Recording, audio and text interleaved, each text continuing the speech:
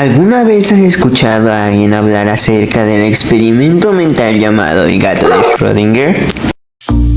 Bueno, les voy a contar cómo inició todo esto.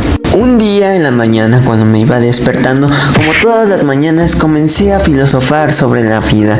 Fue entonces cuando recordé algo que me dijo mi padre. Usa la fuerza. No me dijo nada de eso, pero sí me enseñó el gato de Schrödinger. ¿En qué consiste? No sé, búscalo.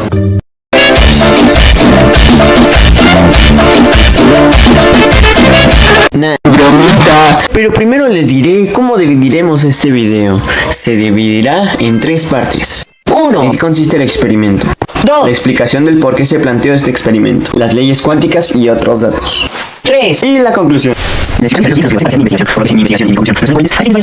Y nunca olvides, nadie es perfecto. Somos humanos y somos imperfectos. 1. ¿En qué consiste el experimento? Para explicar en qué consiste el experimento necesitaremos primero los materiales. Caja completamente opaca, contador Geiger, martillo, veneno, claramente real, un gatito, esto no es real, y si tienen uno real no hagan nada de esto en casa, y una partícula radioactiva con 50% de probabilidad de desintegrarse. Ya armado tenemos este escenario, una caja completamente sellada. Si se dispara el electrón, pueden suceder 2 escenarios con 50% de probabilidad de que capte el electrón o que se desintegre en el proceso. Entonces, si el electrón es captado, el gato muere. Si no, vive. Ahora, el gato de Schrödinger es la paradoja más popular de la física cuántica. La física cuántica describe el mundo a escala atómica. En otras palabras, es la ciencia que estudia la naturaleza a escala atómica y subatómica. Una vez explicado esto, este es el físico austriaco Erwin Schrödinger. Este junto con Heisenberg... You're goddamn right. No, ese Heisenberg. Heisenberg. Son considerados los padres de la mecánica cuántica. Esta es una rama de la física contemporánea dedicada al estudio de los objetos y fuerzas a nivel molecular. Su aportación a esta rama fue la ecuación de evolución de ondas de la materia. Cabe destacar que ganó un premio Nobel por esto. Pero no estamos hablando de esto, sino de su experimento. La explicación del por qué se planteó este experimento, las leyes cuánticas y otros datos. Todo empieza con la interpretación de Copenhague sobre física cuántica. Fue formulada por el físico danés Niels Bohr con ayuda de Max Born, Wayne Heisenberg, entre otros. Pero espera, ¿por qué una interpretación? Esto se debe a un pequeño vacío entre la teoría científica matemática y los propios experimentos. La interpretación intenta reconciliar el contraintuitivo dualismo material de onda y partícula de un modo adecuado a la comprensión humana. Según esto, cuando no observas una partícula, evoluciona en el tiempo, siguiendo una función de onda.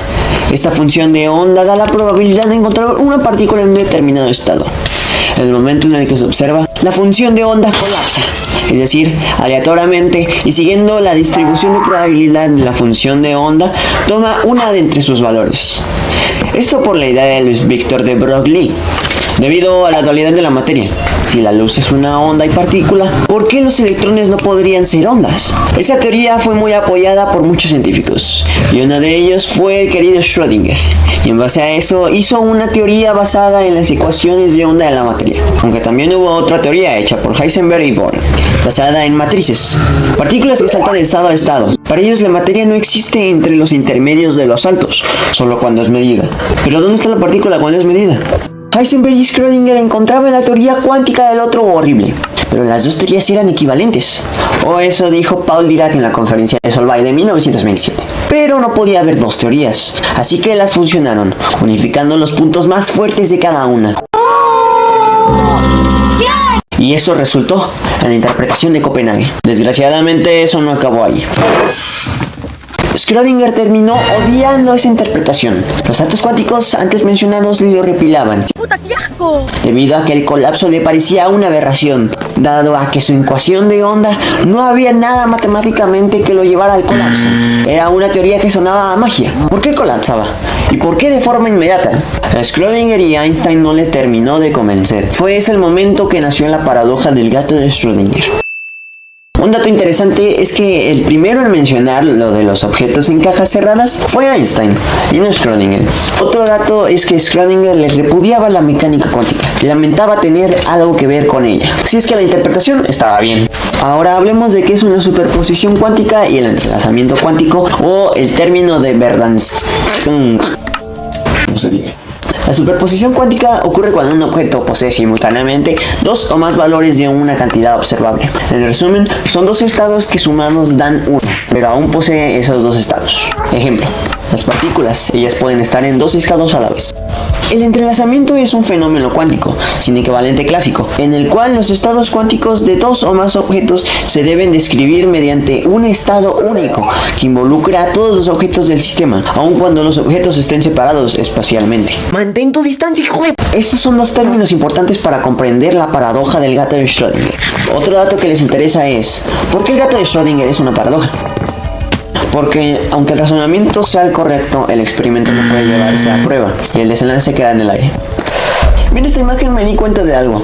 Si el átomo está en dos lugares a la vez, arriba y abajo, está en un universo y en otro a la vez. De ahí nace la interpretación de los universos múltiples y otras teorías. De acuerdo a Schrödinger y de acuerdo a la superposición, el átomo está en dos lugares a la vez, dado que la partícula estará arriba y abajo, por lo que el gato estará vivo y estará muerto, sin importar que lo observen. Ahora, expliquemos otro punto importante. El experimento de la doble rendija. Se dispara el átomo. Enfrente hay dos rendijas. Y enfrente de esas rendijas hay algo para detectar dónde cae el electrón. Si abrimos una rendija, el átomo impactará de ese lado. Y si la cerramos y abrimos otra, pega en ese lado.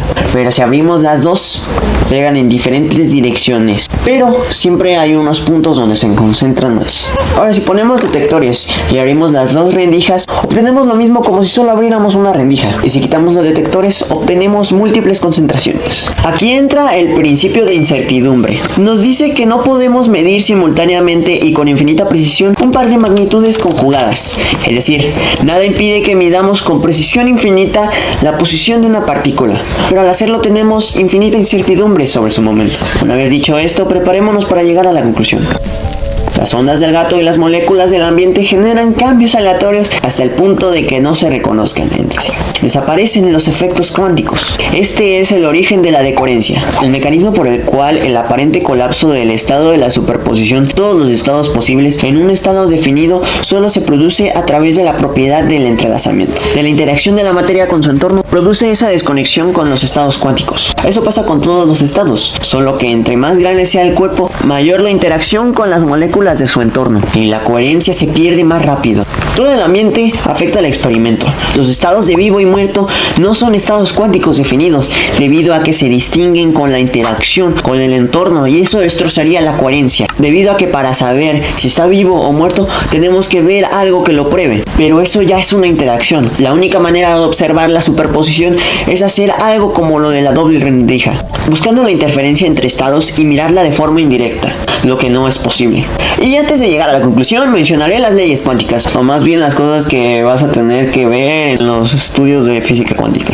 Tenemos lo observable, la medición, cuantificación, superposición, entrelazado, no localidad, decoherencia e ingestado, complementariedad, el principio de incertidumbre, ecuación de Schrödinger, la función de onda, estado cuántico, dualidad onda-partícula. Ahora, la conclusión. En resumen, la paradoja del gato de Schrödinger se inventó como una crítica a la interpretación de Copenhague, porque había ciertas inconsistencias en ella, que parecía que era magia. Con el tiempo, la paradoja se ha quedado obsoleta, dado que el panorama ya se ha modificado. Sin embargo, no han logrado tumbarla. Damn, I'm good.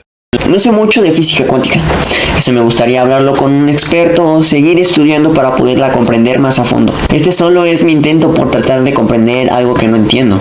Por eso les dejo mis fuentes de consulta ahí abajo. Otra cosa, me llevó 4 meses desde que les dije a mis amigos que haría este video. Ya cumplí. Así que yo me despido. ¡Paz!